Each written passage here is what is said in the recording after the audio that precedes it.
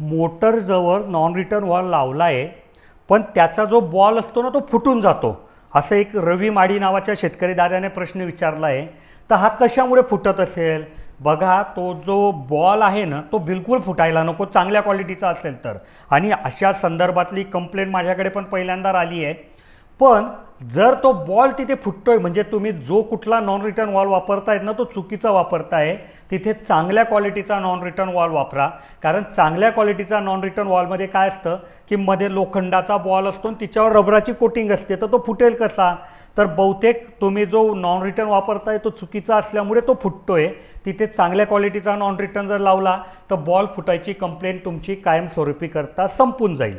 जर तुम्हालाही असा कुठला प्रॉब्लेम सतावत असेल, कुठला प्रश्न सतावत असेल आणि तुम्हाला त्याचं उत्तर माझ्याकडनं पाहिजे असेल तर तो प्रश्न कमेंटमध्ये विचारा. मी पुढच्या व्हिडिओमध्ये त्याचं उत्तर द्यायचा प्रयत्न करेल. आणि समजा तुम्हाला पाईपलाईनची डिझाईन, मोटरचं सिलेक्शन किंवा काही अजून प्रश्न की बाबा इंजिनियरसोबत आत्ता बोलायचं आहे, तर आमचे इंजिनियर सकाळी 8 ते संध्याकाळी 6 उपलब्ध असतात. त्यांचा नंबर इथे दिला आहे. तुम्ही त्यांना कॉल करून तुमच्या मनात जो काही प्रश्न आहे त्याचं उत्तर मिळवू शकतात. धन्यवाद.